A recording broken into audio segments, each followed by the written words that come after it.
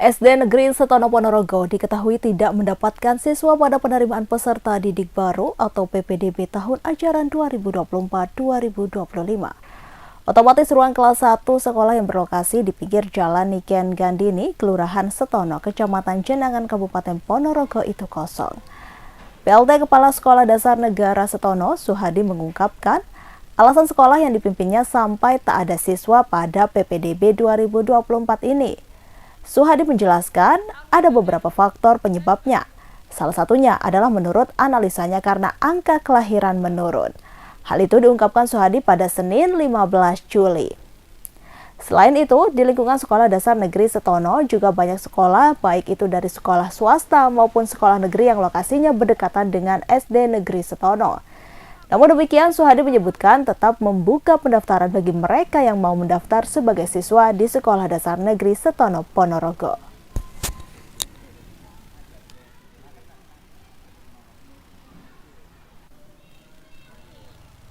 Kondisinya dapat berapa siswa dan apa langkahnya? Ya, alhamdulillah sampai saat ini belum ada yang mendaftar, dan langkah-langkah yang sudah kami lakukan adalah ya sudah ke rumah ke rumah mencari murid. Di samping itu memang angka kelahiran itu sepertinya menurun dari peserta TK saja itu sudah menurun, dan langkah-langkah kami saya rasa sudah maksimal dan memang itu sudah saya rasa memang sudah maksimal sekali. Kalau penyebabnya sendiri Pak? Penyebabnya sendiri mungkin kami secara detail tidak tahu dari masing-masing wali murid. Yang jelas memang dari TK-nya juga seperti itu, dan di lingkungan SDN Setono itu juga banyak sekolah yang lain. Jadi di lingkungan SDN dan banyak sekolah yang lain, mungkin banyak pilihan lah, Jadi seperti itulah pilihan dari wali murid, dan kami tidak bisa memaksakan. Jadi seperti itu, Mas. Untuk saat ini Pak, pendaftaran di SD sekolah itu seperti masih dibuka? Untuk pendaftaran, kami kapanpun nanti ada yang mendaftarkan, bahkan mungkin seminggu 2 minggu lagi yang daftar itu memang harus kami terima. Dan kami tidak boleh untuk menolaknya. Dan apapun istilahnya anak itu inklusif atau tidak, pokoknya semua tipe yang mendaftarkan itu akan saya terima, dan kami tidak boleh untuk menolaknya untuk masuk terutama di SDN Setono. Jadi itu, Mas. Inilah sosok wanita yang dijuluki Bos Durian Tasikmalaya yang memberi hadiah sepeda motor baru untuk Peggy Setiawan. Ia adalah Tiara Rahmi Pertiwi yang memberikan motor berplat unik terbaca seperti nama Peggy P33GI.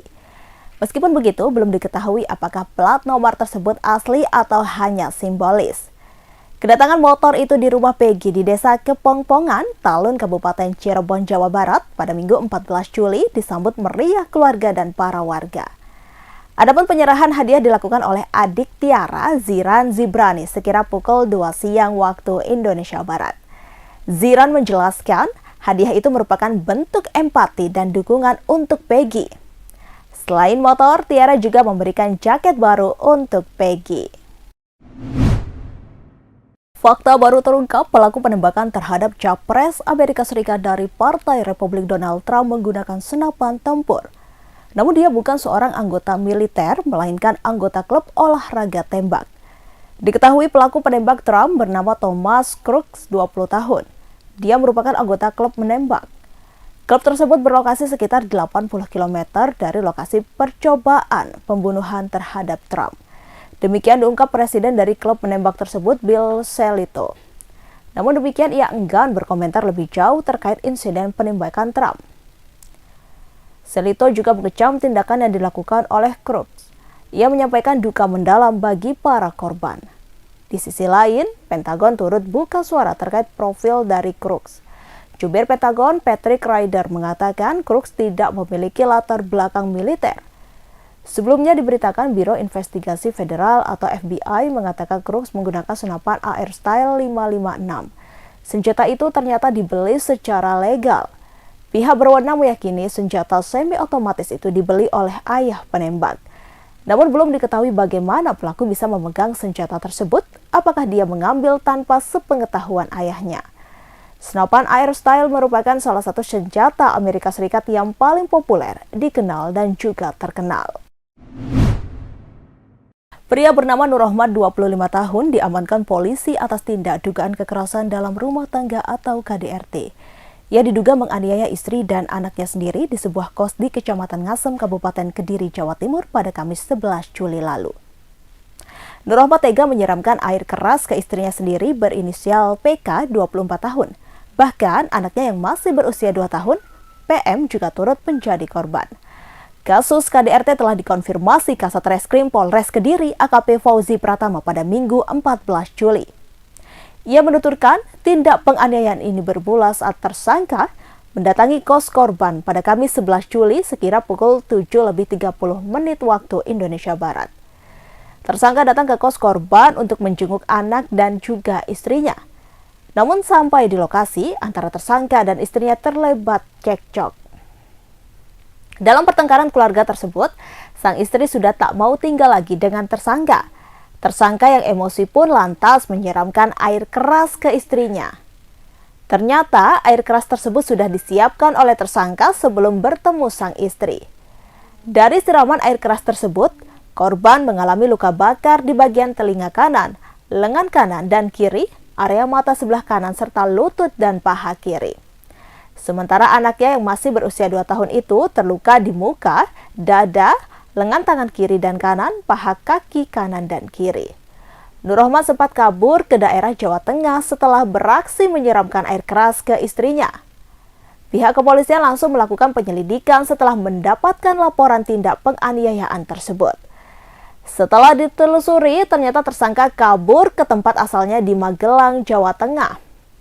Dengan bantuan Polresta Magelang, tersangka berhasil diringkus sehari setelah melakukan perbuatannya pada Jumat 12 Juli.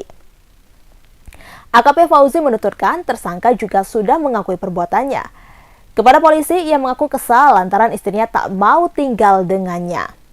Nur Rahmat juga curiga bahwa sang istri mempunyai hubungan dengan laki-laki lain. Terkait motif, tersangka menyiramkan bahan kimia tersebut agar tak ada laki-laki lain yang menyukai sang istri.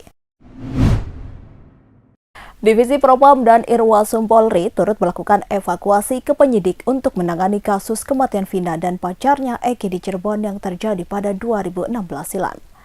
Senin 15 Juli, Kabag Reskrim Polri Komjen Wahyu Widada mengatakan sejauh ini proses evaluasi masih dilakukan oleh pihak Mabes Polri. Selain itu, Wahyu juga tak menutup kemungkinan jika kasus tersebut akan ditarik untuk ditangani oleh Bareskrim Polri. Namun hal ini dengan melihat perkembangan penyelidikan dan penyidikan kasus yang ditangani oleh penyidik Polda Jawa Barat. Seperti diketahui, kasus pembunuhan Vina di kota Cirebon kembali mencuat setelah film yang diadaptasi dari kasusnya Vina sebelum 7 hari dirilis dan menjadi perbincangan hangat.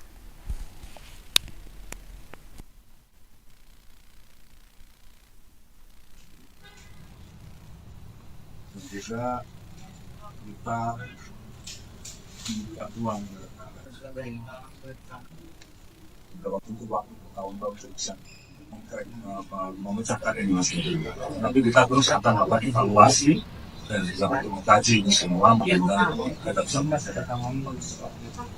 Oke. Bapak terkait kasus Vina, Pak, itu kan terakhir akan mengevaluasi hasil penyidikan yang dilakukan di Polda Jabar, Pak. Ini saat ini gimana, Pak?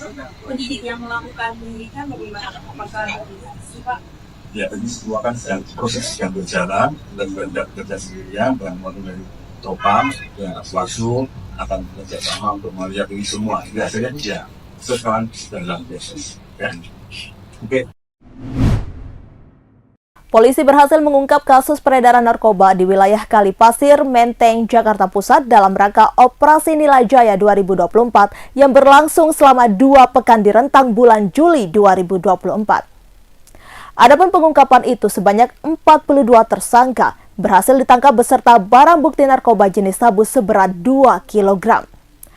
Terkait hal ini, terungkap bahwa terdapat modus yang digunakan oleh salah satu tersangka dalam mengedarkan narkoba jenis sabu di wilayah tersebut. Senin 15 Juli, Kasatres Narkoba Polres Metro Jakarta Pusat AKBP Iverson Manoso mengatakan, Modus yang dilakukan salah satu tersangka yakni menggunakan popok bayi sebagai alat membungkus narkoba ketika melakukan transaksi. Iver menyebutkan bahwa tersangka telah berulang kali menggunakan modus popok bayi ketika mengantar paket narkoba kepada calon pembelinya. Hanya saja Iver tak menjelaskan secara rinci berapa banyak narkoba yang dimasukkan tersangka tersebut ke dalam popok bayi itu. Adapun dalam perkara ini sebelumnya diberitakan, Polres Metro Jakarta Pusat mengungkap kasus peredaran narkoba di wilayah Jalan Kalipasir, Menteng, Jakarta Pusat melalui proses penggerbekan dalam rangka Operasi Nilai Jaya 2024. Dalam penggerbekan tersebut, sebanyak 42 tersangka berhasil ditangkap dan narkoba jenis sabu sebanyak 2 kg berhasil disita. Kapolres Metro Jakarta Pusat Kombes Pol Susatyo Purnomo Condro mengatakan bahwa Operasi Nilai Jaya 2024 yang pihaknya gelar itu dilakukan selama 2 pekan dalam bulan Juli 2024. Hal itu diungkapkan Kombes Pol Susatyo pada Senin 15 Juli. Susatyo menjelaskan pengungkapan tersebut bermula dari adanya informasi masyarakat yang mengatakan bahwa wilayah Kalipasir kerap dijadikan lokasi transaksi narkoba. Tak hanya untuk transaksi, bahkan, kata Susatyo, di wilayah tersebut juga kerap dimanfaatkan para tersangka untuk berpesta narkoba.